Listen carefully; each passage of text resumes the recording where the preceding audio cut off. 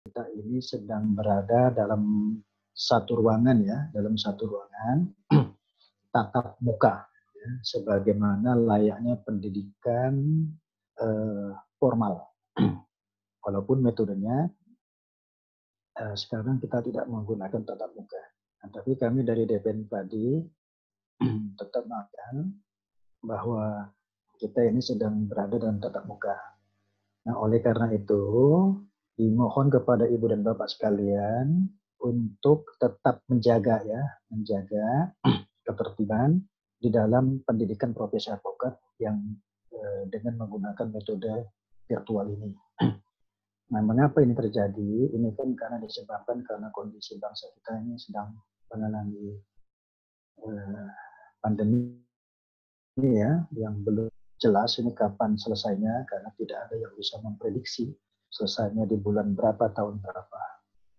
Sepanjang belum diketemukan vaksinnya, maka wabah ini masih terus ada, kecuali Tuhan berkendala. Nah, itu yang pertama. Nah, yang kedua, pendidikan profesi advokat yang sedang Bapak Ibu ikuti pada siang hari ini, ya, kami di DPN Pradi ini memantau ya dari awal sampai akhir. Nanti kita akan hitung daftar hadir presensi Ibu dan Bapak ketika mengikuti pendidikan ini dari awal sampai akhir itu bisa mencapai 80% tingkat kehadiran atau tidak. Nah, nanti kalau tingkat kehadiran Ibu dan Bapak bisa kita lihat ya di dalam virtual tidak mencapai 80%, nah maka kami mohon maaf ya sebesar-besarnya Ibu dan Bapak itu nanti kami nyatakan belum berhasil mengikuti pendidikan profesi advokat. Oleh karena itu tolong diperhatikan aturan main yang kami terapkan di Jakarta. Itu sebagai pengantar ya. Nah, sekarang kita mulai saja. Nah, pendidikan profesi advokat yang sedang Bapak Ibu ikuti ini tidak ada bedanya dengan pendidikan ketika negara ya, ketika institusi negara lah yang lebih tepat ya, merekrut calon penegak hukum. Misalnya contoh Mahkamah Agung. Ya. Ketika Mahkamah Agung merekrut calon hakim, yang nanti pada akhirnya hakim itu akan menjadi penegak hukum, maka Mahkamah Agung mengadakan pendidikan hakim. Sama juga dengan institusi kejaksaan. Ketika institusi kejaksaan ingin merekrut jaksa, maka institusi kejaksaan juga sama seperti Mahkamah Agung mengadakan pendidikan jaksa. Begitu juga polisi. Ya, ketika polisi ingin merekrut calon-calon polisi, maka Mabes Polri dalam hal ini merekrut calon-calon polisi itu didahului dengan pendidikan. Kalau Akpol misalnya di Semarang, kalau SPN ya itu ada di seluruh wilayah yang ada di Indonesia. Nah, sama juga dengan advokat. Ya. Ketika Ibu dan Bapak sekalian ingin masuk ke dalam dunia advokat, maka kami sebagai institusi yang diberikan kewenangan oleh undang-undang, apabila kami ingin merekrut calon advokat, maka pendidikan ini pun kami laksanakan. Sama seperti yang saya sebutkan tadi kan, 3 institusi itu, Mahkamah Agung, Kejaksaan, dan Kepolisian. Nah, cuma bedanya pendidikan hakim, jaksa, dan polisi itu yang melaksanakan adalah institusi negara. Seluruhnya dibiayai oleh negara melalui APBN. Nah, pendidikan profesi advokat itu negara tidak memberikan dana ya, seperti pendidikan hakim, jaksa, dan polisi. Nah, mengapa ini terjadi? Nah, ini ceritanya panjang ya. Nanti akan saya sampaikan dalam kesempatan siang hari ini. Mudah-mudahan waktunya cukup ya. Mudah-mudahan agar Ibu dan Bapak nanti bisa memahami bahwa pendidikan ini hampir sama seperti pendidikan hakim, jaksa, dan polisi.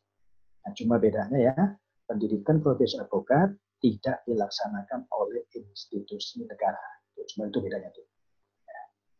Nah, kemudian ketika Ibu dan Bapak sekalian ingin menjadi seorang advokat pada hari ini ya, pada hari ini ada satu keinginan ibu dan bapak ingin menjadi seorang advokat.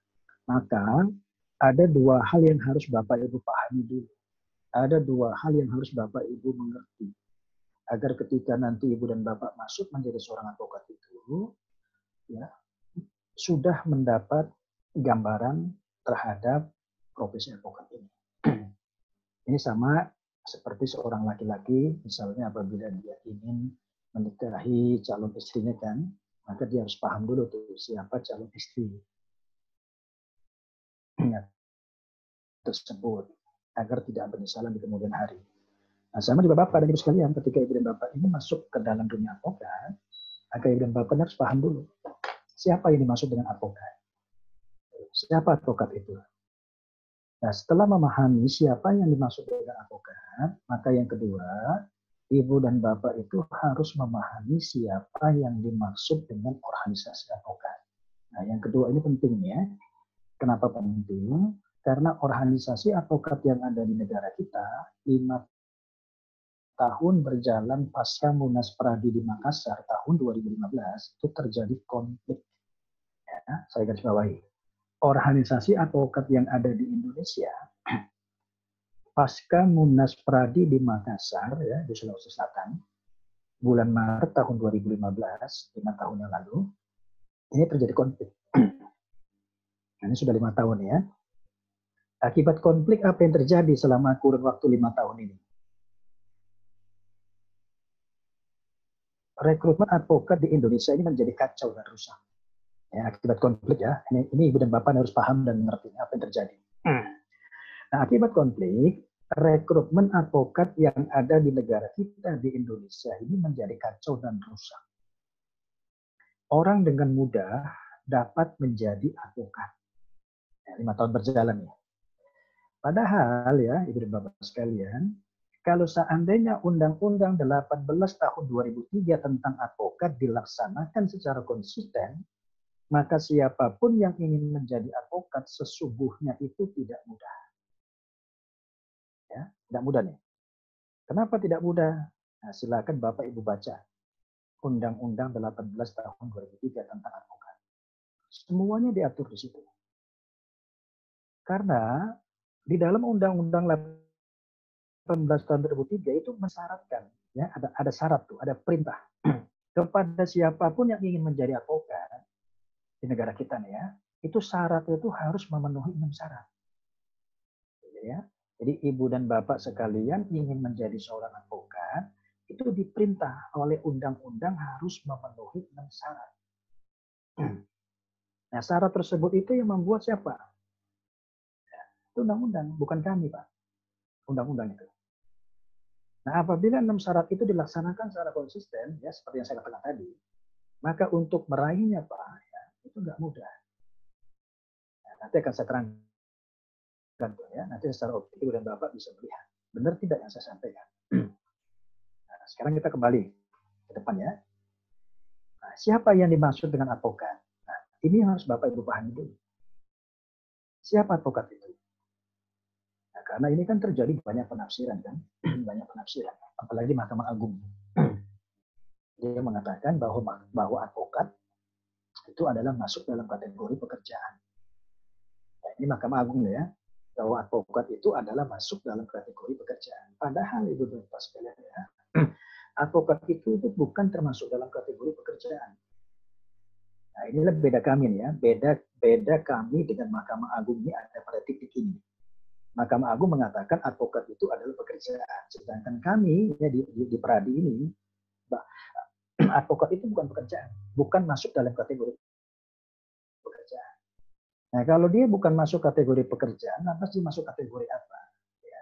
Advokat itu masuk kategori profesi. Dia bukan pekerjaan.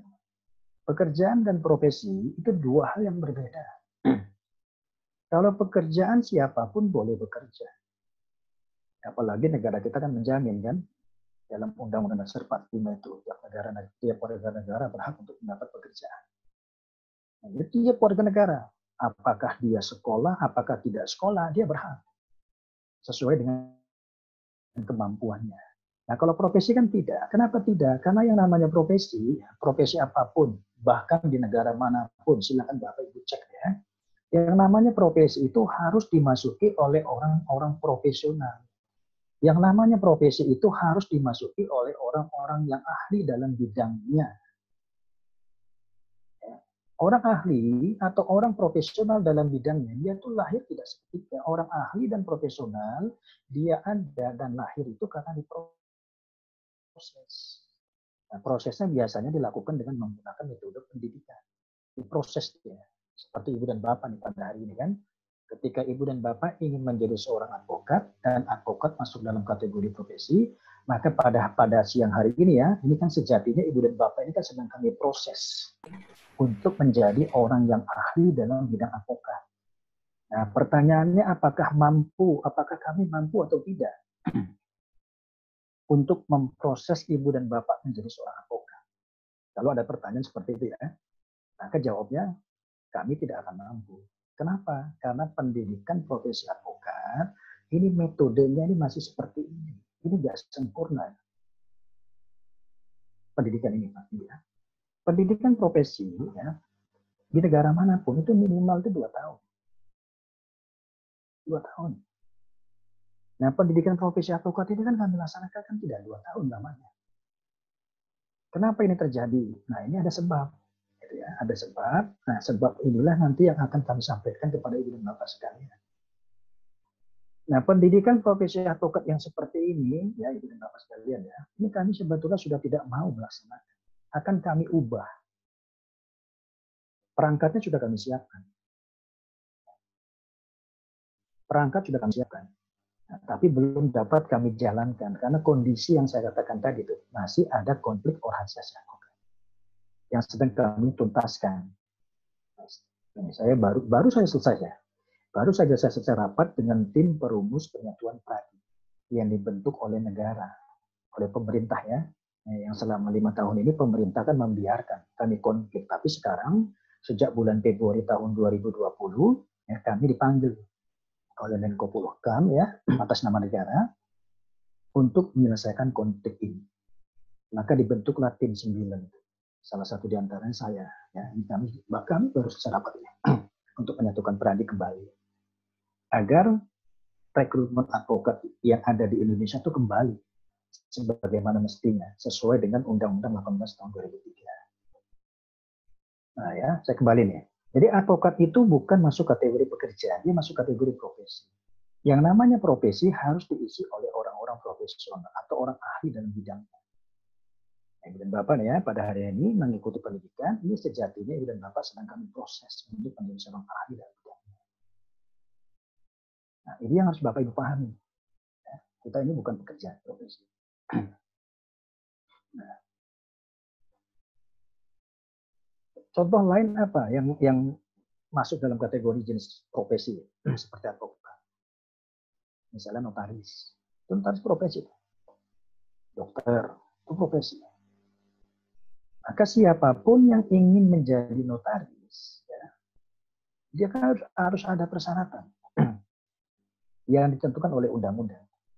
Sama juga dokter kan, siapapun yang ingin menjadi dokter itu harus ada persyaratan yang ditentukan oleh aturan main yang ada di kedokteran. Contoh advokat ya. Karena dia profesi, maka siapapun yang ingin menjadi advokat itu diatur. Ada pembatasan. Tidak semua orang berhak untuk menjadi seorang advokat. Bukan berarti itu melanggar HAM. Ya. Jadi ada pembatasan, ada persyaratan. Contoh misalnya, ya, yang dapat diangkat menjadi advokat, siapapun ya, termasuk ibu dan bapaknya. Syarat pertama itu ditentukan oleh undang-undang. Dari jenjang pendidikan, dia harus sarjana. Lulusan SMA tidak bisa diangkat menjadi advokat. Lulusan SMP tidak bisa. Yang dapat diangkat menjadi advokat dari segi jenjang pendidikan, dia harus sarjana. Namanya juga notaris kan? Yang dapat diangkat menjadi seorang notaris dari segi jenjang pendidikan, dia harus sarjana. Dokter pun demikian, harus sarjana. Nah, pertanyaan saya ya, untuk ngecek nih, ya, apakah ibu dan bapak serius atau tidak ingin menjadi seorang advokat? Saya tanya ya, mohon dibuka mic-nya atau mood-nya ya, jawab secara spontanitas. Saya hanya ingin ngecek saja. Ya, tolong dijawab ya, tolong dibuka. Silakan Tolong dibuka diaktifkan mic-nya. Ya, hanya untuk ingin tahu saja nih, apakah ibu dan bapak serius atau tidak ingin menjadi seorang advokat. Nah, pertanyaan saya adalah dapat diangkat menjadi advokat, yaitu harus sarjana apa? Hukum. Apa ibu dan bapak mengatakan yang dapat diangkat menjadi advokat sarjana hukum? Karena ibu dan bapak karena ibu dan bapak belum baca Undang-Undang 18 tahun 2003, alias ibu dan bapak tidak serius ingin menjadi seorang advokat. Coba kalau ibu dan bapak serius ingin menjadi seorang advokat, pasti ibu dan bapak itu mencari tahu. Pasti mencari tahu.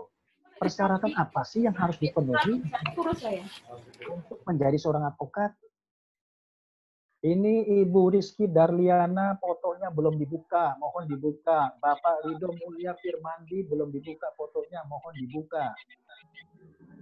Ibu Rizky Darliana, mohon dibuka ya, karena kami sekali lagi mengasumsikan kita ini sedang berada dalam satu ruangan. Oleh karena itu tingkat kehadiran Ibu dan Bapak dalam virtual ini wajib hukum. Pak Rido Mulia Firmandi, tolong dibuka. Minta tolong hostnya, apabila mereka belum membuka videonya atau gambarnya, tolong dikeluarkan saja. Ya, tolong dikeluarkan itu yang belum membuka gambarnya. Minta tolong hostnya, diingatkan mereka, apabila belum membuka, dikeluarkan saja. Siap.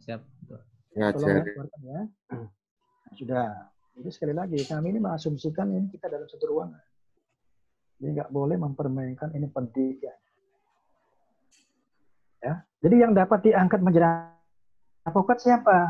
Nah, ibu dan bapak mengatakan sarjana hukum. Artinya ibu dan bapak itu membaca Undang-Undang 2003. Nah, yang dapat diangkat menjadi advokat setelah ada Undang-Undang 18 tahun 2003 tentang advokat yang diundangkan tanggal 5 April tahun 2003, ya 17 tahun yang lalu. Jadi Undang-Undang 18 tahun 2003 ini adalah undang-undang tentang advokat yang diundangkan tanggal 5 April tahun 2003, 17 tahun yang lalu. Nah, setelah ada undang-undang itu, yang dapat diangkat menjadi advokat itu bukan hanya sarjana hukum saja. Sebelum ada Undang-Undang 18 tahun 2003 tentang advokat, memang yang dapat diangkat menjadi advokat itu hanya sarjana hukum saja. Sebelum ada undang-undang ya, Pak ya. Ini Bapak Ibu harus paham di sini nih. Saya ulangi. Sebelum ada Undang-Undang 18 tahun 2003 tentang advokat, yang dapat diangkat menjadi advokat itu memang hanya sarjana hukum saja sebagai syarat pertama dulu. Nah, setelah ada undang-undang mengatakan yang dapat diangkat menjadi advokat itu ternyata bukan hanya sarjana hukum saja, melainkan ada 4 sarjana. Itu ada 4 sarjana. Disebut di mana? Silakan Ibu dan Bapak baca pasal 2 ayat 1 Undang-Undang 18 tahun 2003. Apa kata pasal 2 ayat 1 dalam undang-undang? Tadi saya sudah minta tuh kepada host untuk Ibu dan Bapak baca dulu undang-undang. Nah, apa kata pasal 2 ayat 1? Yang dapat diangkat menjadi advokat itu adalah sarjana yang berlatar belakang pendidikan tinggi hukum, bukan sarjana hukum. Yang dapat diangkat menjadi advokat adalah sarjana yang berlatar belakang pendidikan tinggi hukum. Nah, timbul persoalan di sana. Siapa yang dimaksud dengan sarjana yang berlatar belakang pendidikan tinggi hukum itu siapa? Disebut tidak dalam Undang-Undang 18 tahun 2003 itu, utamanya pasal 2 ayat 1. Pasal 2 ayat 1 tidak menyebut, tapi di dalam penjelasannya itu disebut di sana ternyata Yang dimaksud dengan sarjana yang berlatar belakang pendidikan tinggi hukum itu ada 4. Yang pertama, sarjana hukum, artinya alumni dari Fakultas Hukum. Yang kedua, sarjana Fakultas Syariah. Sarjana Fakultas Syariah ini adalah alumni dari perguruan tinggi dari kampus IAIN. Sarjana Fakultas Syariah. IAIN ini adalah perguruan tinggi di bawah koordinasi Departemen Agama, bukan Departemen Pendidikan. Departemen Agama itu mempunyai lembaga pendidikan, ada 3. 1 STHIN. Di atas STHIN itu ada lagi IAIN. Kalau orang Lombok bilang eng-ing-eng. Di atas IAIN ada satu lagi namanya UIN. Universitas Islam Negeri. Misalnya apa? UIN kalau di Surabaya itu UIN Sunan Ampel, contoh. Di Lombok ada nggak UIN? Apa masih IAIN statusnya? Ada UIN, ada UIN. UIN apa? Mataram. UIN Mataram. Mataram. Sarjana Fakultas Syariah IAIN, Ibu dan Bapak sekalian, itu gelarnya itu berbeda-beda. Sarjana Fakultas Syariah IAIN itu gelar kesarjanaannya itu berbeda-beda. Ada IAIN yang memberikan gelar kepada alumninya. Gelarnya apa? Ada yang SHI, Sarjana Hukum Islam. Ada juga IAIN yang memberikan gelar kepada alumninya SSY, Sarjana Syariah. Bahkan yang SAG pun ada. Advokat, ya Ibu dan Bapak sekalian, pasca undang-undang advokat itu diundangkan, ya 17 tahun yang lalu, sarjana Fakultas Syariah IAIN yang mempunyai gelar SHI atau SSY yang sudah menjadi advokat pada hari ini tercatat di dalam database Peradi di Jakarta kurang lebih ada 1.671 orang advokat. Gelarnya bukan sarjana hukum. Gelar mereka tuh beragam, ada yang SHI, bahkan ada yang SSY. Nah, kalau nanti suatu saat misalnya Ibu dan Bapak sudah resmi diangkat menjadi advokat, ya apabila sudah memenuhi 6 syarat itu, ya syarat yang ditentukan oleh undang-undang.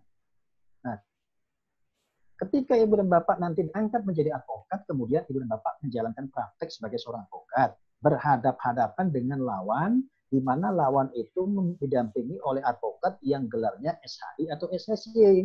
Maka Ibu dan Bapak tuh jangan bertanya kepada yang bersangkutan, loh Anda bukan sarjana hukum kok bisa jadi advokat?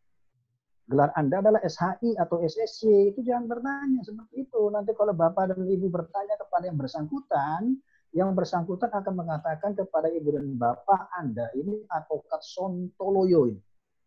Tidak paham terhadap Undang-Undang 18 tahun 2003. Nah sekarang tolong dipahami dulu undang-undang itu. Karena disitulah diatur. Seperti yang saya katakan tadi. Siapapun yang ingin menjadi advokat itu harus memenuhi 6 syarat.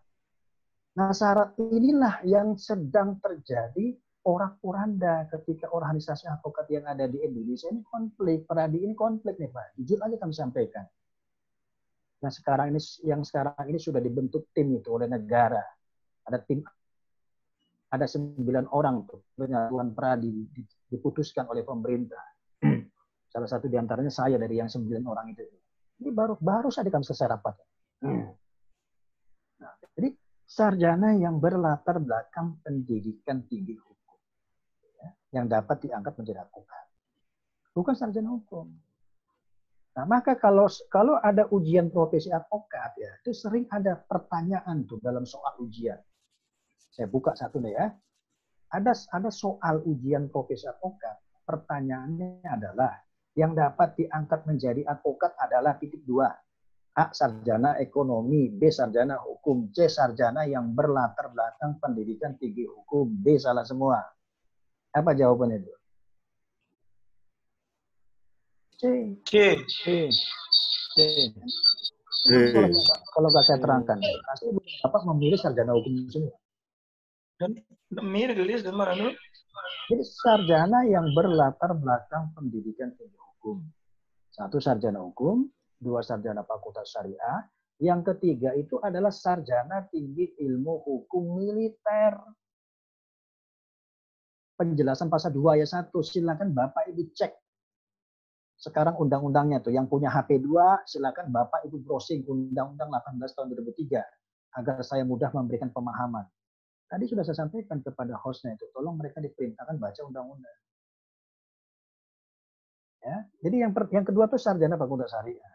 Ini terpaksa saya memahami dulu undang-undangnya ya, karena Bapak ini belum masih agak sedikit belum memahami undang-undang itu ya, supaya menjadi terang. Yang ketiga sarjana apa? Sarjana tinggi ilmu hukum militer. Kalau Ibu dan Bapak berkunjung ke Jakarta, di Jalan Matraman Raya itu sebelah kiri ya, kalau arah dari Kampung Melayu menuju ke arah Pasar Senen, itu di sebelah kiri itu ada Sekolah Tinggi Ilmu Hukum Militer, TNI, Angkatan Darat. Sekolah Tinggi Ilmu Hukum Militer, TNI Angkatan Darat, Pak, mahasiswa S1-nya itu semuanya tentara. Yang bukan tentara tidak bisa sekolah di STHN. Kecuali S2-nya ya. Kalau S2-nya itu campur. Ada yang militer, ada yang sipil. Tapi yang S1-nya Pak, itu militer. STHN tuh, di Jalan Matraman Raya. Tiap 1 tahun sekali, STHN ya, itu minta resmi kepada kami. Ya. Kalau saya bilang kami itu Pradi maksudnya ya. Kepala STHN itu tiap 1 tahun sekali itu mereka minta resmi kepada kami untuk membuat pendidikan khusus profesi advokat seperti Ibu dan Bapak pada hari ini. Kalau nanti Ibu dan Bapak mendengar suatu saat nanti ya ada pendidikan khusus profesi advokat yang ikut semuanya tentara, itu jangan heran dan jangan bertanya. Nah, kenapa ini bisa? Karena undang-undangnya memperbolehkan. Syarat pertama itu sarjana yang berlatar belakang pendidikan tinggi. Yang ketiga, yang keempat apa? Setelah sarjana tinggi ilmu hukum militer, sarjana tinggi ilmu hukum kepolisian. Itu tiap 1 tahun sekali, Pak. Mabes Polri, ya Mabes Polri ini hampir sama seperti STHN itu. Melalui divisi hukum Mabes Polri, mereka minta resmi kepada kami juga. Apa itu? Membuat pendidikan khusus profesi advokat. Itu anggaran dari Mabes Polri itu, Pak. Nah, permintaan Mabes Polri kami nggak bisa tolak. Maka kita bukalah pendidikan khusus profesi advokat. Yang ikut itu semuanya polisi yang memenuhi syarat undang-undang itu. Nah, tapi, nih Pak ya, tapi ya, setelah si tentara dan si polisi tersebut selesai mengikuti pendidikan profesi advokat, yang bersangkutan tidak bisa mengikuti jenjang berikutnya untuk menjadi seorang advokat. Kenapa tentara dan polisi tidak bisa menjadi seorang advokat? Karena terhalang atau dihalang-halangi oleh siapa? Oleh Undang-Undang Advokat pasal 3 ayat 1 huruf C. Tuh, ya. Yang mengatakan di sana advokat tidak berstatus pegawai negeri sipil dan pejabat negara. Pasal 3 ayat 1 huruf C itu. Itulah yang melarang polisi tidak bisa menjadi seorang advokat, tapi ikut pendidikannya boleh. Gitu Pak. Sama seperti Bapak nih, pada siang hari ini kan. Kenapa Ibu dan Bapak sekalian mengikuti pendidikan profesi advokat pada hari ini? Kenapa? Karena Ibu dan Bapak itu dalam rangka untuk melaksanakan perintah undang-undang. Pasal 2 ayat 1 itu, setelah syarat pertama terpenuhi sebagai sarjana. Sarjana saja kan tidak bisa langsung diangkat menjadi advokat. Kalau ingin diangkat menjadi advokat, setelah yang bersangkutan berstatus sarjana, ya, yang disebut dalam pasal 2 ayat 1, maka yang bersangkutan itu harus ikut pendidikan khusus profesi advokat. Pasal 2 ayat 1. Silakan Bapak Ibu baca dah. Yang mengatakan di sana, yang dapat diangkat menjadi advokat adalah sarjana yang berlatar belakang pendidikan tinggi hukum telah mengikuti pendidikan khusus profesi advokat. Maka kehadiran Ibu dan Bapak pada siang hari ini mengikuti pendidikan profesi advokat ini, Pak, itu sejatinya Ibu dan Bapak itu sedang melaksanakan perintah undang-undang. Ya kan? Nah, timbul pertanyaan di sana, kehadiran ibu dan bapak mengikuti pendidikan profesi advokat ini atas kemauan sendiri atau dipaksa? Coba saya tanya, ya, saya tes lagi nih untuk yang kedua kali nih, terhadap pemahaman ibu terhadap undang-undang advokat. Kehadiran ibu dan bapak mengikuti pendidikan profesi advokat pada siang hari ini, ya, ini dipaksa atau atas kemauan sendiri? Kemauan sendiri, Pak. Nah, bapak belum sendiri. memahami undang-undang. Sendiri, Pak. Kehadiran ibu dan bapak mengikuti pendidikan profesi advokat ini, Pak, itu dipaksa oleh undang-undang. Dipaksa. Ibu dan bapak itu dipaksa. Siapa yang paksa? Pasal 2 ayat 1. Telah mengikuti pendidikan profesi advokat yang dilaksanakan oleh siapa? Coba baca pasal 2 ayat 1. Yang dapat diangkat menjadi advokat adalah sarjana yang berlatar belakang pendidikan tinggi hukum telah mengikuti pendidikan khusus profesi advokat yang dilaksanakan oleh siapa? Organisasi advokat. Oleh organisasi advokat.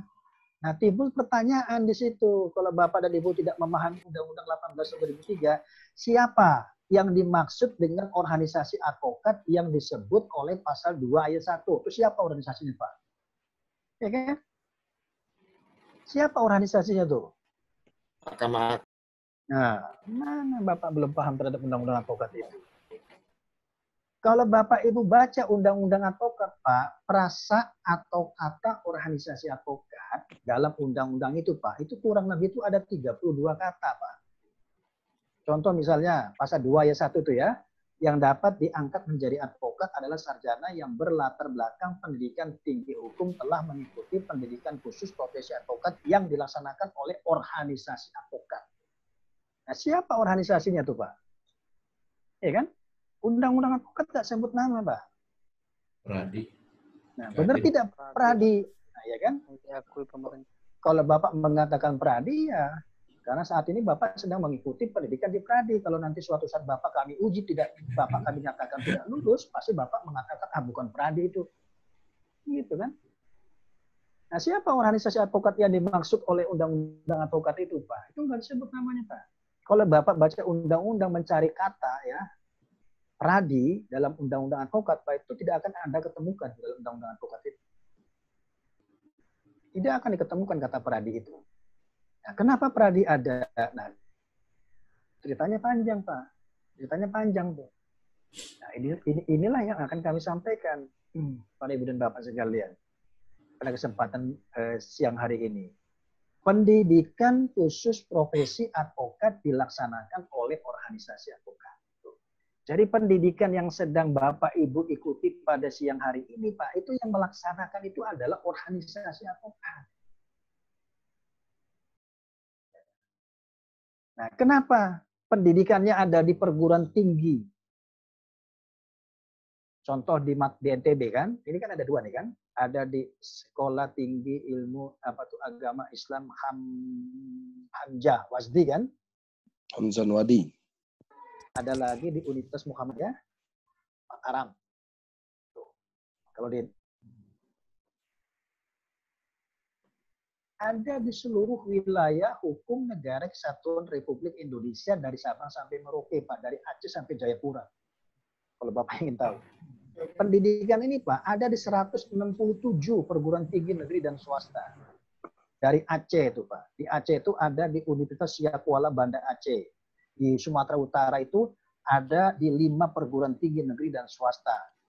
USU, ya, UMSU, Dharma Wangsa, Medan Satria, ada 5 di Sumatera Utara tuh. Di Aceh ada 1, Siak Kuala Banda Aceh. Di Lok Sumawe ada juga IAIN Lok Sumawe. Di Jayapura, Universitas Cendrawasih, Papua. Cendrawasih. Ini ada di 167, Pak. Pendidikan profesi advokat ini. Nah, mengapa pendidikan profesi advokat ini kami buka di seluruh wilayah hukum yang ada di negara Indonesia ini? Ya kan? Tidak seperti pendidikan hakim. Hanya dipusatkan di satu tempat. Di Bogor sana. Tidak seperti pendidikan jaksa, hanya dipusatkan di satu tempat di Jakarta Selatan, di sebelah Ragunan itu. Tidak seperti pendidikan polisi, hanya dipusatkan di satu tempat di Semarang, kalau Akpol. Ya kan? Nah, pendidikan profesi advokat ini, Pak, dulunya, Pak, ya awalnya itu akan kami taruh di dalam satu tempat saja di Jakarta pada saat itu. Tidak kami buka di berbagai daerah. Nah, kemudian kebijakan itu berubah. Kita bukalah di berbagai provinsi yang ada di Indonesia, contohnya di NTB ini. Ini punya maksud dan punya tujuan apa? Maksud dan tujuannya adalah agar calon advokat yang ada di berbagai provinsi yang ada di Indonesia, Pak, itu mudah mendapat pendidikan. Tidak harus datang ke Jakarta. Tujuannya itu, kami tidak ingin mempersulit siapapun yang ingin menjadi advokat. Maka kita minta bantuan ke berbagai perguruan tinggi yang ada di Indonesia. Di NTT, di Kupang, itu ada 2 tempat juga. Universitas Cendana, sama satu lagi Universitas PGRI. Di Kupang. Kita minta bantuan mereka. Tujuannya apa? Agar calon-calon advokat yang ada di Kupang atau Nusa Tenggara Timur, Pak, itu tidak mendapat kesulitan. Mengapa demikian? Karena pendidikan profesi advokat ini, Pak, ini kan negara tidak membiayai. Negara tidak memberikan anggaran. Contoh Bapak pada siang hari ini kan ketika mengikuti pendidikan ini kan membayar sendiri ini kan, Pak. Ya kan? Tidak seperti pendidikan hakim. Gedungnya dibangunkan, anggarannya pun disediakan oleh negara. Tidak seperti pendidikan jaksa, gedungnya dibangunkan, anggarannya pun disediakan. Nah, kenapa pendidikan profesi advokat negara itu tidak memberikan anggaran? Itu pun ceritanya panjang, Pak. Memang kami yang tidak mau dibiayai oleh negara, oleh pemerintah. Kalau advokat ini dibiayai oleh negara, Pak, lantas yang akan mengontrol peradilan yang ada di Indonesia ini siapa? Kalau semuanya bisa dikooptasi oleh pemerintah. Nah, maka kami tidak mau pada saat itu. Biarkan kami independen. Nah, maka lahirlah Undang-Undang 18 tahun 2003 yang seperti itu. Kalau Bapak ingin tahu ceritanya. Nah, tolong materinya dah ya. Lari ke undang-undang nih ya. Saya loncat dulu nih, mumpung masih nyambung. Tolong mana materinya, host. Agak jauh, agak jauh ke bawah. Coba agak jauh. Terus agak jauh. Terus agak jauh, masih ke bawah. Terus masih ke bawah. Masih jauh. Terus masih jauh. Terus masih jauh. Udah kejauhan tuh, ke atas lagi. Lagi atas, terus ke atas. Ke atas lagi terus. Satu lagi. Ya, op ya. Nih, ini saya terangkan nih, Pak ya. Turun ke bawah. Terlewat tadi. Ya, op ya, nih Pak ya. Undang-Undang 18 tahun 2003 tentang advokat ya. Ini Bapak Ibu ya harus paham nih ya. Saya terangkan dulu undang-undangnya. Undang-Undang 18 tahun 2003 tentang advokat mengapa ada? Karena advokat Indonesia berjuang, Pak, pada saat itu. Jadi undang-undang ini bukan pemberian dari pemerintah atau DPR RI.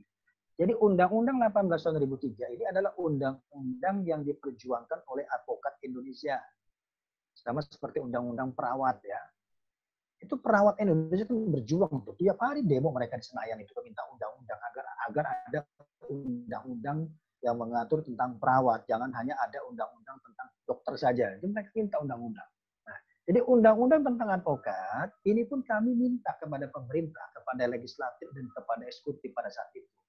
Tolong kami dibuatkan undang-undang tentang advokat sebagai dasar hukumnya advokat. Dasar hukum advokat ini, Pak, ini baru kami raih tahun 2003. Sejak Orde Lama berkuasa, ya, jadi Orde Lama berkuasa itu kan katakanlah setelah negara Indonesia merdeka ya, sampai akhirnya Orde Lama ya, Soekarno nih Pak ya, jatuh dan tumbang Oktober 67. Jadi Soekarno jatuh kan Oktober 67. Berapa tahun rejim Orde Lama berkuasa di negara kita pada saat itu? Kurang lebih 22 tahun. Silakan Bapak Ibu cek dan Ibu Bapak periksa apakah ada undang-undang yang mengatur tentang advokat pada masa rejim Orde Lama berkuasa. Silakan Bapak Ibu cek dah.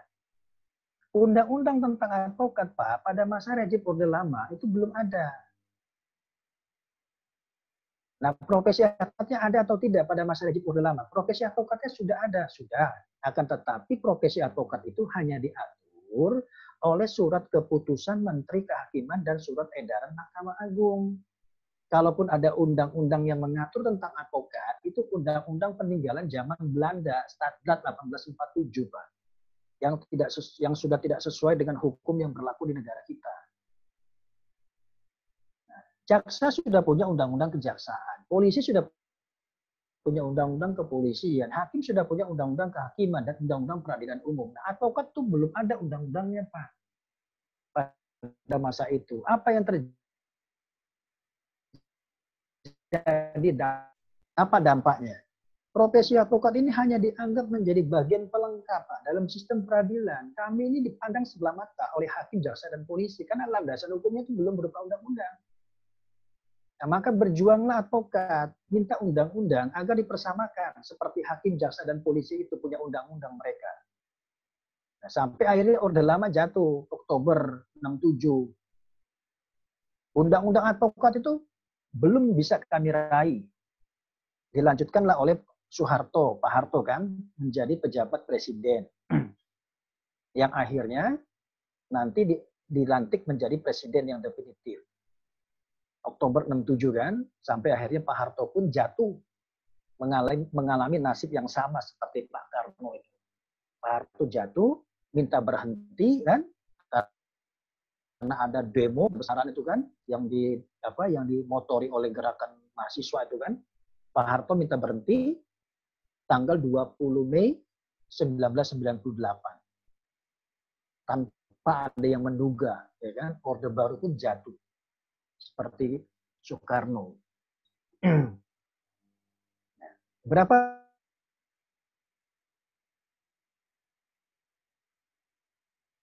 tahun Orde Baru berkuasa setelah Pak Harto dilantik itu kan, sampai akhirnya Pak Harto jatuh Mei 1998. Pak Harto minta berhenti. Nah, silakan Bapak periksa dah ketika masa rejim Orde Baru berkuasa. Adakah undang-undang advokat? Tidak ada juga, Pak. Apakah advokat Indonesia berjuang minta undang-undang? Iya, kami berjuang minta undang-undang, tapi perjuangan kami itu belum berhasil. Nah, kondisi advokat Indonesia pada masa Orde Baru ya, tolong materinya naik ke atas satu aja. Ya. Materinya naik ke atas satu. Naik ke atas. Nah, itu turun, naik ke atas. Satu aja. Satu aja. Satu lagi, sorry. Sorry, satu lagi. Berarti naik dua ya. Satu lagi naik. Nah ini, op ya, op. Ini perhatikan Pak ya. Advokat Indonesia pada masa Orde Baru Pak, ya kami Pak ya, saya nih ya, advokat. Kalau di Mataram ya, siapa ketua peradi Mataram itu? Tuan Guru Asmuni, kan? Nah, jadi advokat Indonesia pada masa Orde Baru, Pak, kami tergabung di dalam 7 organisasi advokat. Bapak perhatikan tuh ya. Di Indonesia pada masa rejim Orde Baru berkuasa, organisasi advokat itu sudah ada 7. Ada IKADIN tuh namanya, Ikatan Advokat Indonesia. Ada AHI, Asosiasi Advokat Indonesia. Ada IPHI, Ikatan Penasihat Hukum Indonesia. Ada AKHI, Asosiasi Konsultan Hukum Indonesia. Ada HKPM, Himpunan Konsultan Hukum Pasar Modal. Ada SPI, Serikat Pengacara Indonesia. Dan ada HAPI, Himpunan Advokat Pengacara Indonesia. Nah, 7 organisasi advokat ini, Pak, ini di masa Orde Baru berkuasa ini sudah ada. Peradi belum ada ya. Peradi belum ada. Undang-undang advokat juga belum lahir dia, belum ada undang-undang. Jadi advokat itu hanya diatur oleh surat keputusan Menteri Kehakiman dan surat edaran Mahkamah Agung. Kalaupun ada undang-undang yang mengatur tentang advokat itu Stadgat 1847 peninggalan zaman Belanda. Nah, itulah landasan hukum untuk advokat.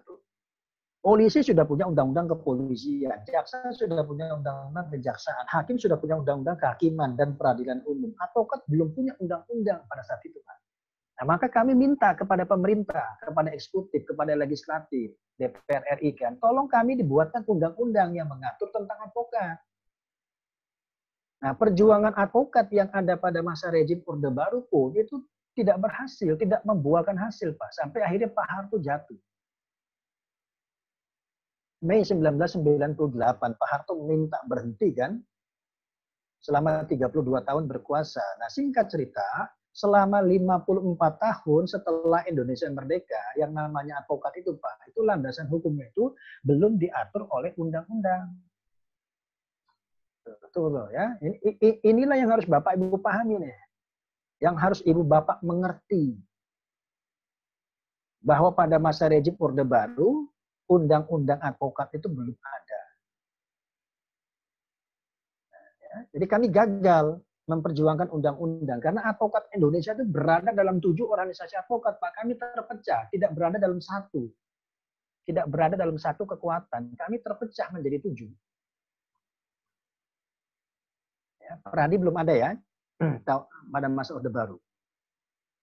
Nah, tibalah ketika Pak Harto itu jatuh kan, dia minta berhenti, digantikan oleh Pak Habibie menjadi presiden. 98 toh. Nah, ketika Pak Habibie menjadi presiden, ya semua tahu lah, termasuk ibu dan bapak ya kan, tentang sejarah bangsa ini kan tahu. Nah, Pak Habibie apa? Mengambil cepat kebijakan. Pada dia menjadi presiden itu kan menggantikan Pak Harto. Ada kebijakan-kebijakan yang dia ambil begitu cepat. Salah satu diantaranya apa? Melaksanakan referendum kan terhadap tim-tim tuh, yang akhirnya tim-tim itu jatuh lepas dari Negara Kesatuan Republik Indonesia ketika pada masa Pak Habibie.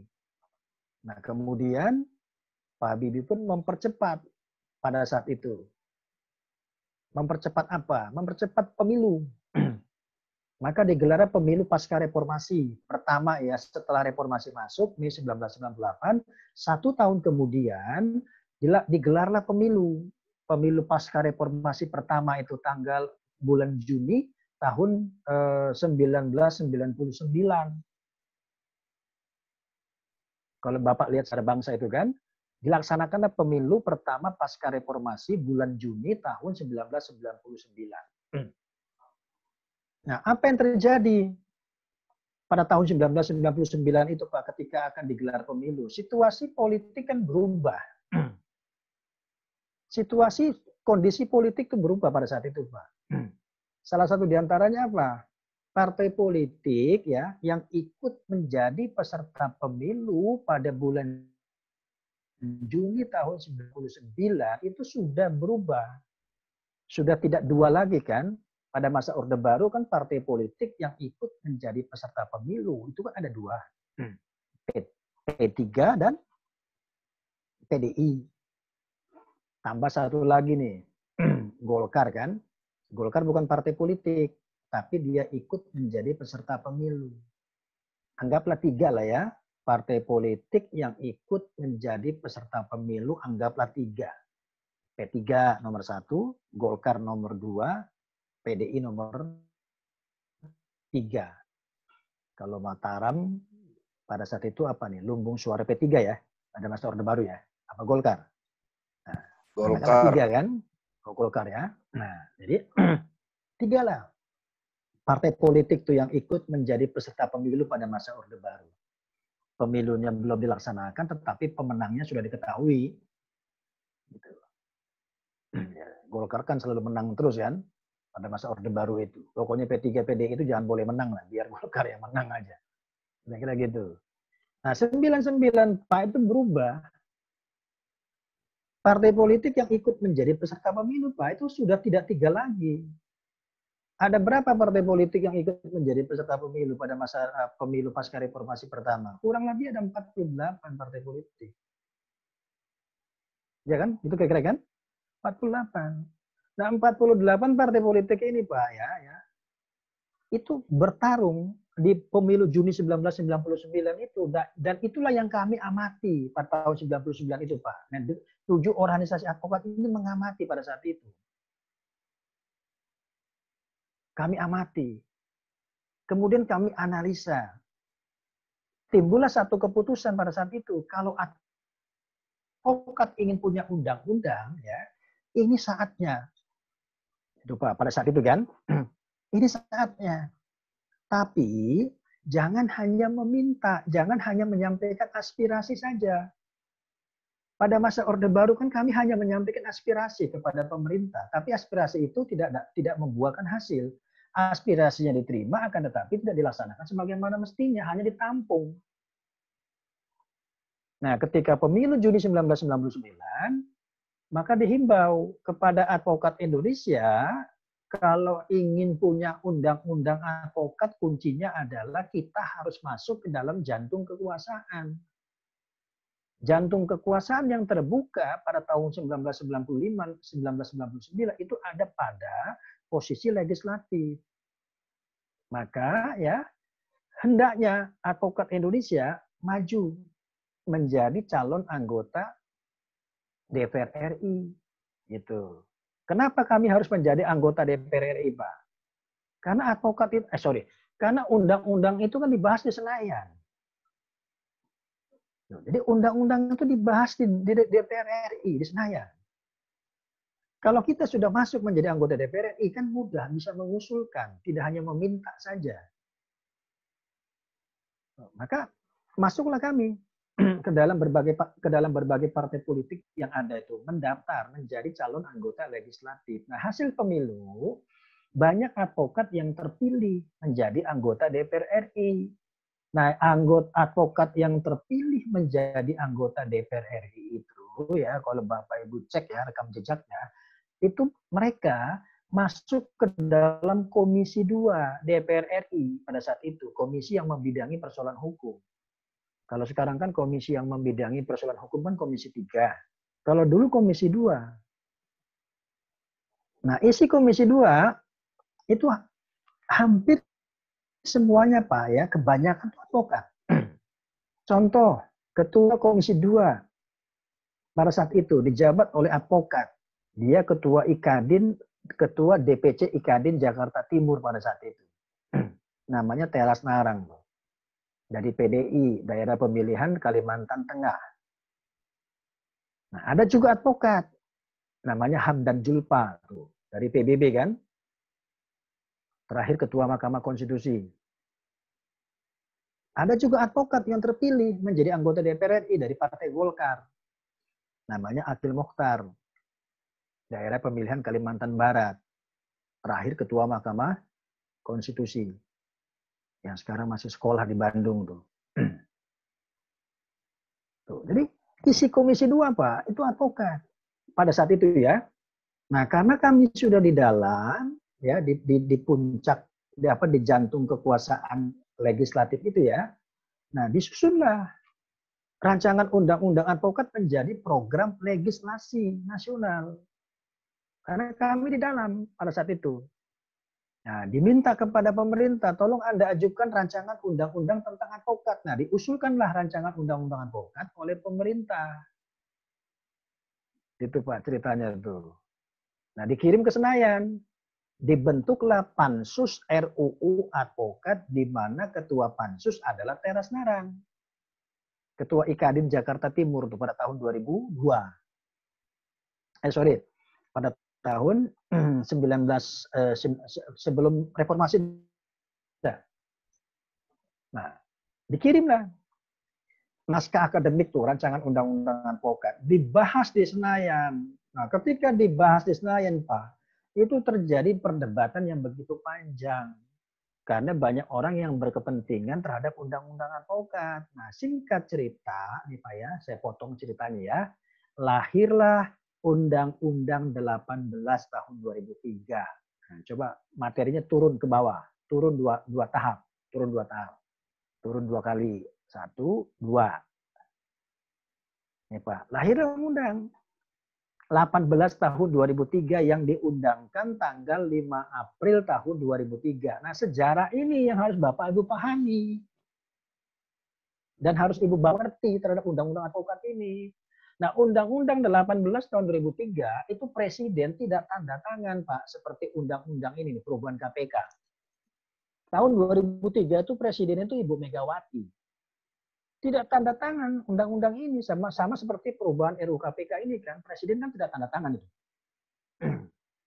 Nah, kalaupun undang-undang ini tidak ditandatangani, maka 30 hari ke depan kan dia menjadi sah berlaku. Diundangkan tuh Pak, tanggal 5 April tahun 2003 presiden tidak tanda tangan. Dan undang-undang ini pun Pak, ya Ibu ya, ini tidak mempunyai peraturan pemerintah. Dia berdiri sendiri. Kalau Bapak Ibu cari peraturan pemerintah terhadap Undang-Undang 18 tahun 2003 itu tidak akan Anda ketemukan. Karena undang-undang ini tidak ada peraturan pemerintahnya. Ada berapa pasal? 36 pasal dalam undang-undang ini. Nah, dari 36 pasal ini Pak ya, Ibu Bapak, kalau dibaca ya, itu ada 2 perintah. Kalau ingin dikelompokkan tuh ada 2 perintah. Perintah pertama ditujukan kepada advokat Indonesia, kepada kami nih Pak ya, kepada saya dan teman-teman advokat seluruh Indonesia, diperintah oleh Undang-Undang 18 tahun 2003. Perintahnya apa? Perintahnya itu ada di dalam pasal 32 ayat 4 Undang-Undang Advokat. Tuh silakan Bapak Ibu cek tuh. Periksa. Pasal 32 ayat 4. Materinya jangan lari dulu. Materinya jangan bergeser dulu. Materinya naik satu ada ya. Saya ulangi nih Pak ya. Jadi 36 pasal ya, isinya tuh ada 2 perintah Pak. Perintah pertama ditujukan kepada advokat Indonesia. Advokat Indonesia tahun 2003 pada saat itu ya, 17 tahun yang lalu Pak. Itu tergabung di dalam 7 organisasi advokat. Yang tadinya, adalah 8 ya Pak ya. Jadi advokat Indonesia tahun 2003 itu tergabung di dalam 8 organisasi advokat. Yang sebelumnya organisasi advokat yang ada di Indonesia itu ada 7. Nah kemudian muncul lagi satu lagi tuh organisasi advokat yang namanya APSI. Asosiasi Pengacara Syariah Indonesia tuh Pak. APSI. Itu yang nomor 8 tuh kalau di monitor Bapak. Ya. Ini kebanyakan Ibu dan Bapak ini melihat ini menggunakan HP atau laptop ini. Kebanyakan menggunakan HP atau laptop? HP. ya? Materinya sudah di print out Pak. Laptop Pak. Ada yang laptop ya? Berarti ada yang laptop ya? Ya, HP laptop juga Pak. Ya. Kalau yang di HP materinya ada kan? Sudah Bapak lihat ya? Ada ya? Jelas Pak. Jelas Pak. Sudah di print out Pak. Sudah di print out. Berarti di samping Bapak. Oke. Kalau kita kan mudah ya. Jadi, ulangi Pak. Tahun 2003 advokat Indonesia itu tergabung di dalam 8 organisasi advokat. Ya, IKADIN tuh contohnya tuh. Ya. Saya menjadi anggota IKADIN bersama Pak Oto Hasibuan, bersama Pak Fauji Yusuf Hasibuan tuh ya. Ada juga advokat yang menjadi anggota AI. Ada juga advokat yang menjadi anggota IPHI. Jadi kami itu terpecah menjadi 8, yang tadinya 7. Nah, nama 8 organisasi advokat ini Pak ya Ibu ya, itu namanya itu disebut dalam undang-undang tuh, dalam pasal 32 ayat 3. Silakan Bapak Ibu lihat dah pasal 32 ayat 3 itu. Itu disebut namanya tuh. Apa kata pasal 32 ayat 3? Untuk sementara. Gitu kan? Jadi sementara tuh. Tugas dan wewenang organisasi advokat. Nah, silakan Bapak Ibu garis bawahi kata organisasi advokat. Itu muncul lagi tuh Pak. Seperti pasal 2 ayat 1 kan?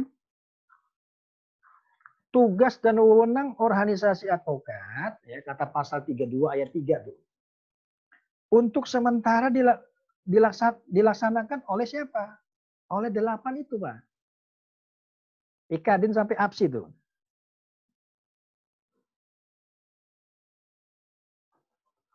Kenapa 8 organisasi advokat ini melaksanakan tugasnya? Kenapa Pak? Ada yang tahu nggak? Kenapa 8 organisasi advokat ini diberikan mandat oleh undang-undang Pak? Untuk sementara. Kenapa? Ayo Pak, ada yang memahami nggak? Jadi tugas 8 organisasi advokat ini Pak itu hanya sementara. Kenapa? Ada yang sudah bisa memahami belum? Arti dan makna pasal 32 ayat 3 itu. Itu punya arti Pak, punya makna. Tugas dan wewenang organisasi advokat. Nah, Bapak Ibu garis bawahi kata organisasi advokat tuh. Kan muncul lagi kan? Tugas dan wewenang organisasi advokat untuk sementara dilaksanakan oleh 8 organisasi advokat. Kenapa dia ini melaksanakan tugas, Pak? Karena organisasi advokat yang lahir, Pak, ya. Karena organisasi advokat yang lahir karena perintah undang-undang tahun 2003 organisasinya itu belum ada. Bisa dipahami nggak, Pak? Coba supaya saya tidak gagal paham memberikan pemahaman Ibu dan Bapak sekalian. Bisa, Pak. Bisa ya? Iya, Pak. Ya. Bisa. Organisasi advokat yang lahir karena undang-undang advokat, Pak, tahun 2003 organisasinya itu belum lahir, belum ada, Pak. Nah, ya. Nanti akan lahir tuh organisasi advokat yang diperintahkan oleh pasal 32 ayat 4. 1 tahun kemudian. Nah, organisasi itulah yang kami sepakati namanya adalah Pradi. Coba. Jadi tahun 2003 Pradi belum lahir. Atau apapun namanya lah ya. Apapun namanya lah ya. Tapi dalam hal ini kami ya bersepakat memberi nama organisasi itu namanya adalah Pradi. Jadi kalau Bapak baca undang-undang advokat itu tidak akan Anda ketemukan kata Pradi itu tidak akan Anda ketemukan. Nggak ada itu. Ya, saya ulangi Pak ya. Jadi Undang-Undang 18 tahun 2003, nah ini penting nih Pak ya. Saya berkali-kali memberikan pemahaman ini agar Ibu dan Bapak itu nanti mengerti siapa yang dimaksud dengan organisasi advokat. Karena ini konsekuensinya Pak, ini terhadap Bapak nih, ya terhadap Ibu dan Bapak. Itu dampaknya tuh ke sana tuh. Ya, 36 pasal dalam undang-undang ada 2 perintah. Perintah pertama ditujukan kepada advokat Indonesia. Kepada kami Pak ya, pada saya nih dan teman-teman ya. Kepada advokat yang ada di Mataram juga tuh. Di Mataram tahun 2003 pada saat itu ketua Ikadinnya itu almarhum Ignatius Sogewulung. Saya masih ingat tuh almarhum tuh Pak Sogewulung ya. Dia orang NTT yang sudah lama di Mataram tuh. Sudah meninggal. Ya. Diperintahkan untuk bentuk organisasi advokat. Waktunya dibatasi Pak 2 tahun. Tidak boleh lewat 2 tahun. Lewat 2 tahun tidak sah. Ya. Jadi kalau organisasi advokat yang diperintahkan untuk dibentuk oleh pasal 32 ayat 4, apabila lewat 2 tahun organisasinya itu tidak sah. Apa dampaknya kalau organisasi advokat yang dibentuk itu seandainya misalnya nih Pak ya, kami gagal. Kami gagal nih misalnya nih Pak ya. Organisasi advokat yang diperintahkan oleh pasal 32 ayat 4 ya, yang waktunya dibatasi 2 tahun itu, 2 tahun dimulai sejak tanggal 5 April 2003, batas akhirnya adalah 5 April tahun 2005. Nah, kalau kami gagal Pak ya, gagal nih ya, membentuk organisasi advokat tersebut di negara kita Pak, di Indonesia, itu akan terjadi kekosongan hukum. Selama Undang-Undang 18 tahun 2003 tidak diubah, undang-undang ini Pak tidak punya makna apapun. Kalau kami gagal, itu akan terjadi kekosongan hukum. Tidak ada satupun lembaga yang berhak untuk mengangkat orang menjadi advokat. Ya Pak ya, saya ulangi nih. Kalau organisasi advokat yang diperintah untuk dibentuk itu gagal, tidak terbentuk Pak, maka di negara kita itu akan terjadi kekosongan hukum. Tidak ada satupun lembaga yang berhak untuk mengangkat orang menjadi advokat. Artinya apa? Undang-undang itu tidak mempunyai makna apapun kalau tidak diubah. Kenapa terjadi kekosongan hukum? Nih, saya gambarkan ya Pak ya. Sebelum ada Undang-Undang 18 tahun 2003 yang namanya advokat Pak, contohnya saya nih ya. Contoh saya. Ya. Yang namanya advokat sebelum ada undang-undang yang mengangkat itu adalah Menteri Kehakiman. Jadi advokat ya, sebelum ada undang-undang Pak, itu yang mengangkat itu Menteri Kehakiman. Seperti hakim lah kan ya. Hakim kan ada yang mengangkat Pak. Nggak bisa orang mengatakan dirinya hakim itu nggak bisa. Sama juga polisi kan, nggak bisa dia mengatakan dirinya polisi. Kan pasti ada yang mengangkat. Hakim diangkat oleh siapa? Oleh presiden selaku kepala negara. Maka ada surat keputusan presiden kan. Jaksa diangkat oleh siapa? Oleh Jaksa Agung Republik Indonesia. Polisi diangkat oleh siapa? Oleh Kapolri kan. Yang didelegasikan tuh kepada Kapolda macam-macam loh kan. Jadi ada yang mengangkat. Nah, advokat juga demikian Pak, ada yang mengangkat. Nah, sebelum undang-undang, advokat diangkat oleh Menteri Kehakiman. Saya contohnya nih. Ya, saya menjadi advokat sebelum ada undang-undang advokat. Yang mengangkat saya adalah Menteri Kehakiman. Nah, setelah ada undang-undang, Menteri Kehakiman itu tidak boleh mengangkat orang menjadi advokat lagi. Sudah tidak boleh. Termasuk Bapak nih ya. Apabila ibu dan bapak sudah memenuhi syarat menjadi seorang advokat, Pak, nanti pada akhirnya ibu dan bapak menjadi advokat, itu tidak diangkat oleh Menteri Kehakiman lagi. Pertanyaan saya adalah, siapa yang akan mengangkat ibu dan bapak menjadi advokat kalau seandainya ibu dan bapak sudah memenuhi syarat? Tolong dibuka suaranya. Apabila Anda semua sudah memenuhi syarat, nanti pada akhirnya ibu dan bapak menjadi advokat. Nah, pertanyaan saya adalah yang akan mengangkat ibu dan bapak nanti menjadi advokat itu siapa? Organisasi advokat.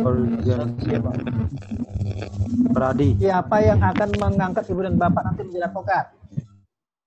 Siapa? Organisasi. Nah, pasal 2 ayat 2. Dah, matikan semua mic-nya. Ya. Yang akan mengangkat ibu dan bapak nanti menjadi advokat, Pak, menurut Undang-Undang 18 tahun 2003 itu adalah organisasi advokat. Pasal 2 ayat 2. Nah, timbul pertanyaan lagi, siapa yang dimaksud dengan organisasi advokatnya? Siapa organisasi advokatnya itu, Pak? Siapa? Gitu loh. Ya kan? Karena undang-undang nggak sebut nama tuh.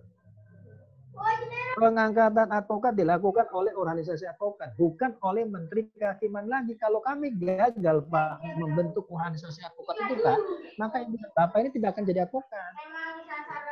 Tidak akan itu. Karena undang-undang mengatakan pengangkatan advokat dilakukan oleh organisasi advokat.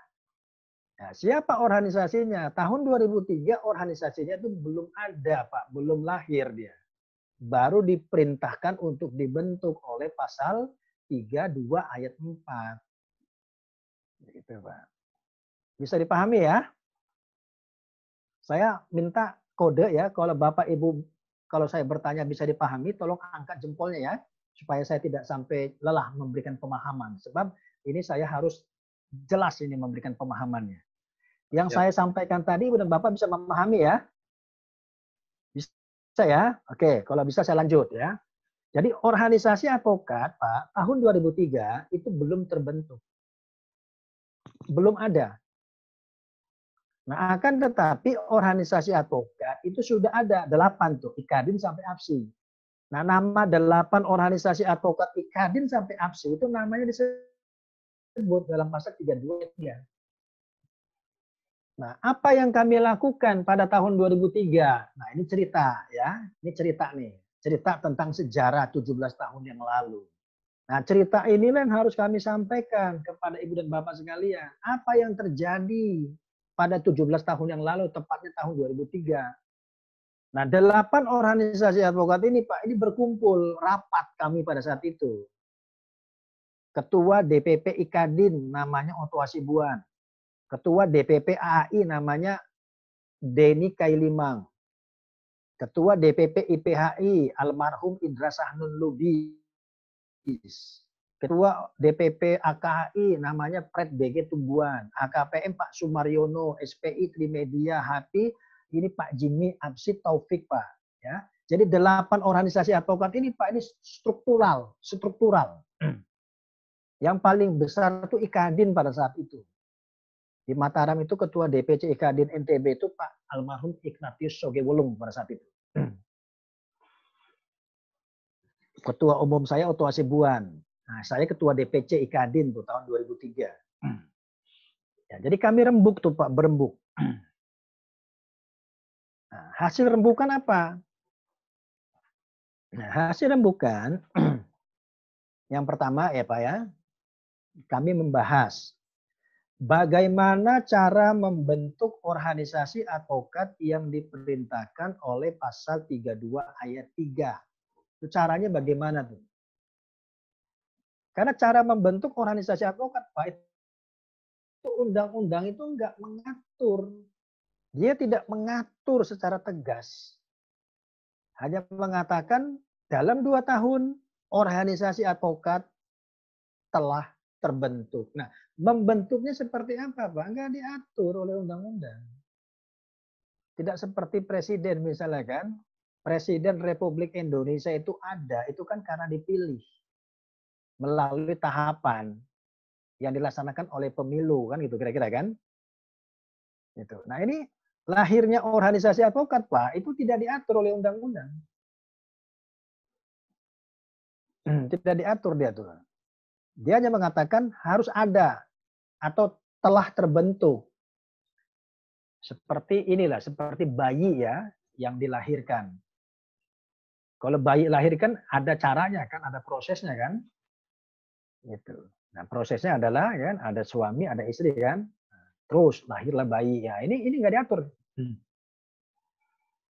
Nah, karena tidak diatur, maka ke-8 organisasi advokat ini Pak yang mendapat tugas atau mandat dari Undang-Undang Advokat.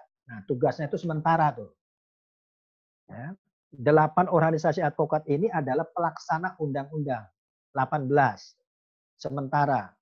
Nanti akhirnya akan ada pelaksana undang-undang yang tetap. Jadi Undang-Undang 18 tahun 2003, Pak, ini ada pelaksananya, ada operatornya. Kalau Undang-Undang 18 tahun 2003 tidak dilaksanakan, apa dampaknya? Dampaknya di Indonesia itu tidak akan ada advokat baru. Nih Bapak, Ibu nih, ya. Tidak bisa jadi advokat kalau Undang-Undang Advokat 18 tahun 2003 itu tidak dijalankan. Jadi undang-undang ini ada operatornya, ada yang menjalankan. Sama seperti Kota Mataram kan ada operatornya tuh, ada yang menjalankan. Kalau tidak ada operatornya kan Kota Mataram tidak bisa berjalan. Siapa operator dari Kota Mataram? Kan wali kota, gitu kan?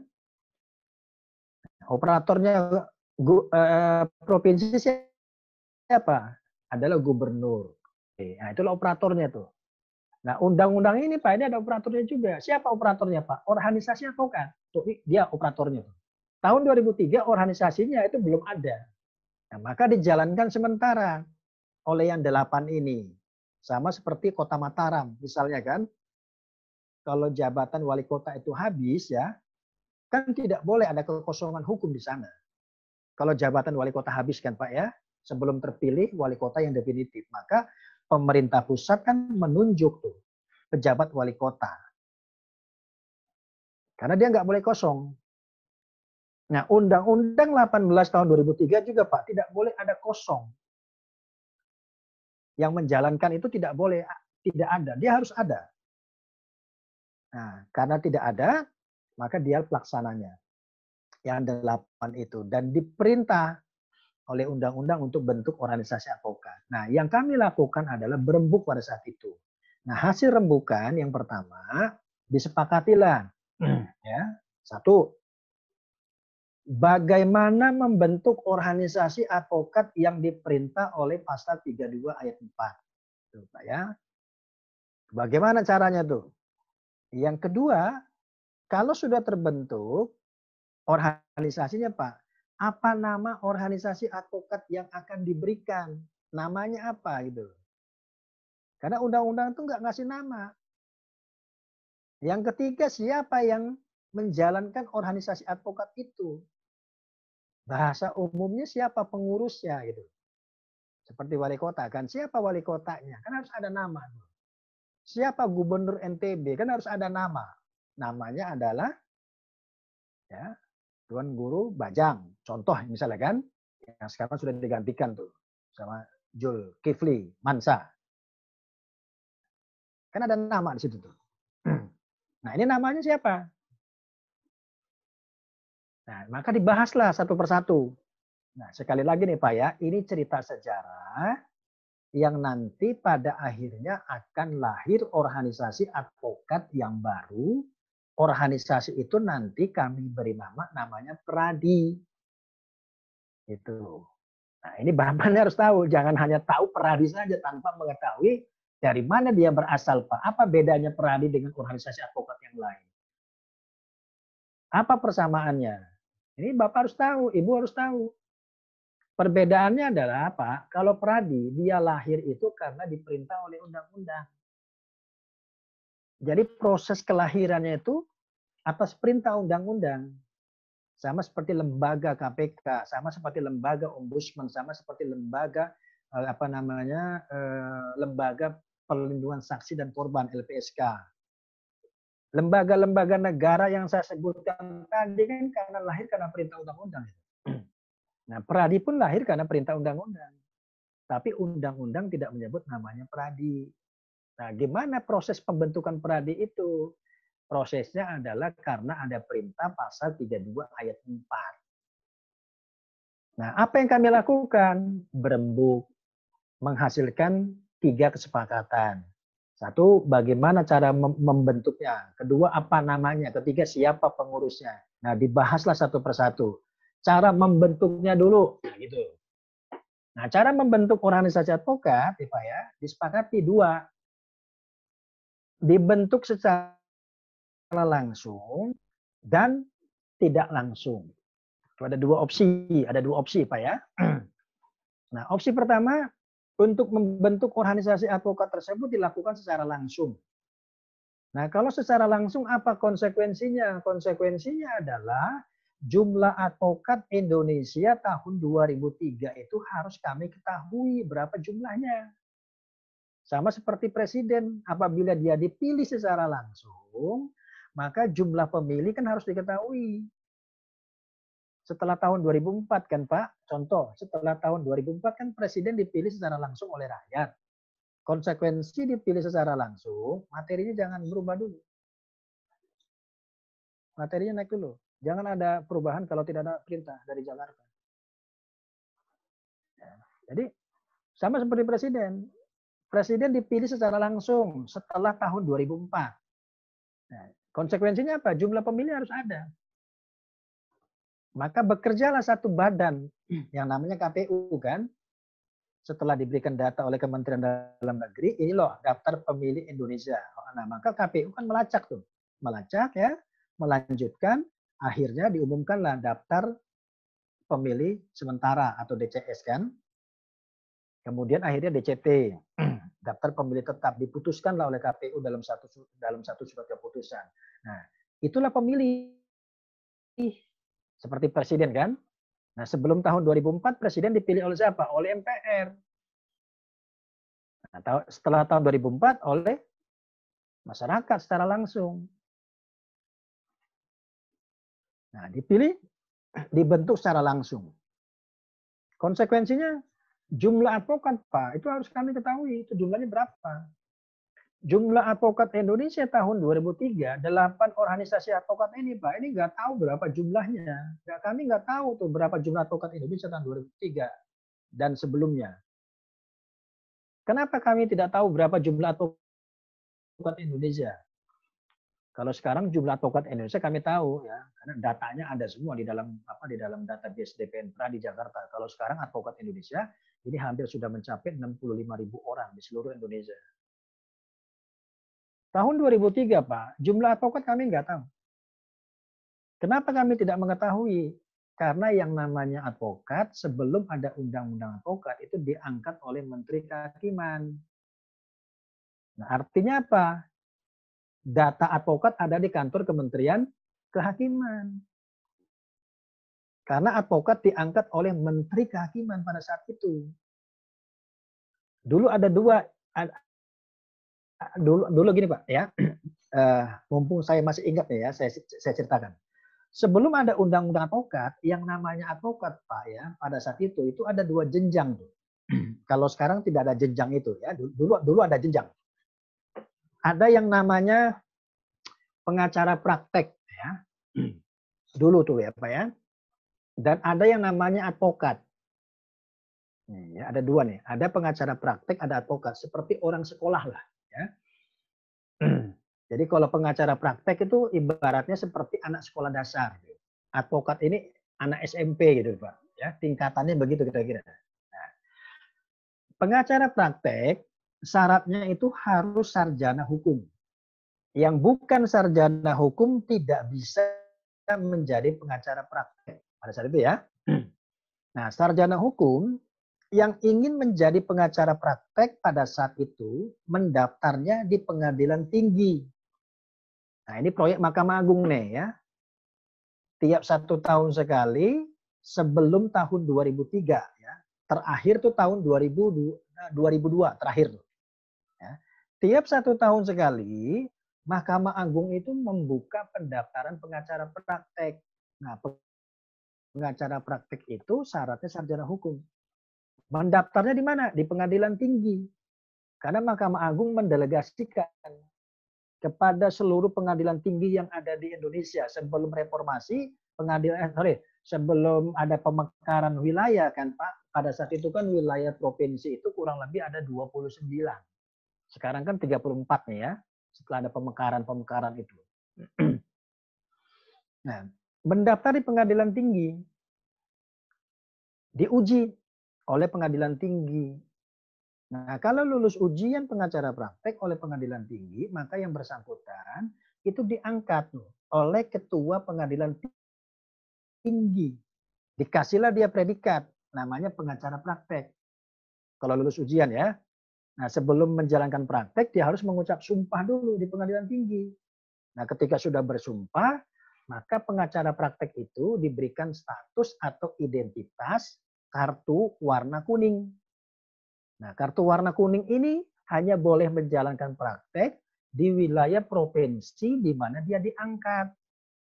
Kalau diangkat oleh Pengadilan Tinggi Mataram, maka yang bersangkutan itu hanya boleh menjalankan praktek di pengadilan negeri yang ada di wilayah Pengadilan Tinggi Mataram. Dia nggak bisa praktek di Kupang, dia nggak bisa praktek di Bali. Itu pengacara praktek tuh Pak. Saya pernah mengalami itu 4 tahun jadi pengacara praktek saya di DKI Jakarta dulu. Saya hanya boleh praktek itu di pengadilan tinggi yang ada di Jakarta. Nggak bisa saya praktek di Bandung. Nggak bisa saya praktek di Semarang. Nggak bisa saya praktek di Jogja. Dulu pada saat itu. Nah, pengacara praktek yang ingin menjadi advokat, dia mendaftar lagi di kantor Kementerian Kehakiman di Jakarta. Diujilah oleh Menteri Kehakiman. Lulus ujian advokat oleh Menteri Kehakiman, yang bersangkutan dikasih identitas kartu warna putih. Nah, inilah yang dimaksud dengan advokat tuh pada saat itu tuh. Nah, jadi ada pengacara praktek dan ada advokat. Nah, berapa jumlah mereka? Kami nggak tahu. Jumlah pengacara praktek yang tahu pengadilan tinggi, jumlah advokat yang tahu Menteri Kehakiman. Nah, dihubungkan dengan pembentukan organisasi advokat secara langsung. Maka konsekuensinya kami harus tahu nih berapa jumlah mereka. Nah, karena jumlah tidak diketahui, maka kita umumkan ke publik. Yang mengumumkan siapa? Yang mengumumkan adalah Komite Kerja Advokat Indonesia. Singkat dengan KKAI, Pak. Kalau pemilu kan KPU kan. Nah, kami punya badan namanya KKAI. Jilid kedua. Anggotanya ada 8. Yang sebelumnya ada KKAI jilid pertama. Anggotanya 7. Tuh yang nomor 8 tuh belum ada tuh tahun 2002. kan. APSI itu belum lahir tuh. APSI lahir baru tahun 2003 ketika ada proses pembahasan Undang-Undang Advokat di Senayan. Ini baru lahir tuh APSI. Nah, dibentuklah KKI. Diumumkan ke publik, kepada advokat dan pengacara praktek, Anda diminta untuk melakukan registrasi ulang. Nah, datanglah berkas Pak dari seluruh Indonesia, dari Jayapura, dari Aceh, dari NTB Pak, semua datang ke Jakarta berkumpul, menyerahkan berkas pendaftaran verifikasi ulang. Maka identitas kartu warna kuning dan kartu warna putih Pak itu kami ubah. Kami keluarkan kartu yang baru, kartu merah. Kayak ATM bentuknya tuh ya. Kalau yang dulu itu bentuknya lembar, kertas. Kira-kira berapa? Kira-kira berapa senti kali berapa senti lah. Nah, kartu yang baru, KKI, warna merah tuh. Berapa jumlah advokat dan pengacara praktek yang mendaftar ulang pada tahun 2003? Jumlahnya ada kurang lebih 17.430 orang. Kalau Bapak sudah ngeprint makalah ya, silakan di halaman 3 dari belakang tuh. Jumlah atau materinya Pak, tolong Pak, lari ke bawah dah, lari ke bawah. Ya, lari ke bawah. Lari ke 3 dari bawah, 3 dari bawah. Terus lari ke bawah, terus. Terus ke bawah agak cepat. Terus masih jauh tuh. Ya, 3 halaman dari bawah. Terus Pak. Nah, inilah kelemahannya kalau menggunakan metode virtual kan. Jadi agak lambat. Tapi kalau ketemu kan enak sebetulnya. Tapi karena kondisi aja. Terus Pak, ke bawah Pak. Ke bawah terus. Terus. Satu lagi. Satu lagi. Daop. Sudah. Pak ya. Jadi jumlah advokat dan pengacara praktek yang melakukan verifikasi atau daftar ulang tahun 2003 itu ada 17.430 orang. Nah, itulah advokat Indonesia tuh. Dan pengacara praktek tahun 2003, Pak. Maka kita keluarkanlah kartu warna merah pada saat itu. Pradi belum ada ya. Pradi belum lahir tuh. Yang ada Komite Kerja Advokat Indonesia. Namanya tuh ya, Komite Kerja Advokat Indonesia. Pradi belum ada. Nah, karena data sudah ada, akhirnya kami rembuk kembali. Saya potong dulu ya, di Jakarta pukul 15.30, di Mataram pukul 16 berapa? 30 ya. Kita sepakat saja kita mau asar dulu atau lanjut? Asar dulu, Pak. Asar dulu ya, sebab saya kalau ngomong ini kalau nggak diredam-redam ini panjang. Ya. Kita sepakat asar dulu ya. Asar dulu Pak ya. Ini di Surabaya masih setengah 3. Iya, maka dari itu. Ya. Oh, ada yang dari Surabaya. Ya, rupanya. Iya. Iya. Surabaya masih setengah 3. Di Mataram ini. Ya.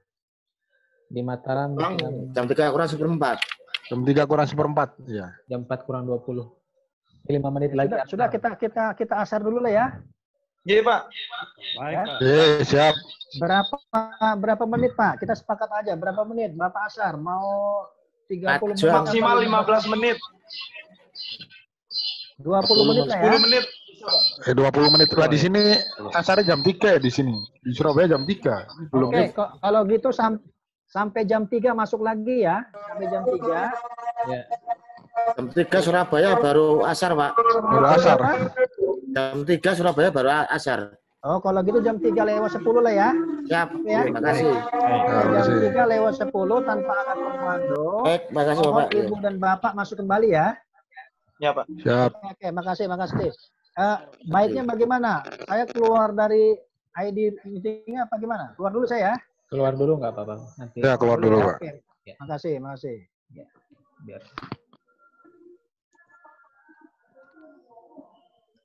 Bisa istirahat. Di Bima jam 4 kurang. Asik. Pak Joko jangan ganti foto, Pak Joko. Kerokok aku asik.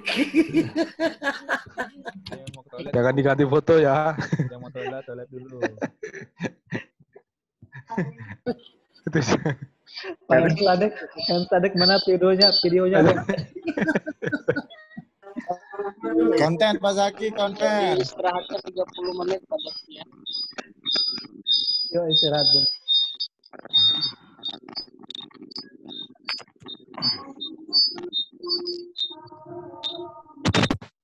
Kita live ini.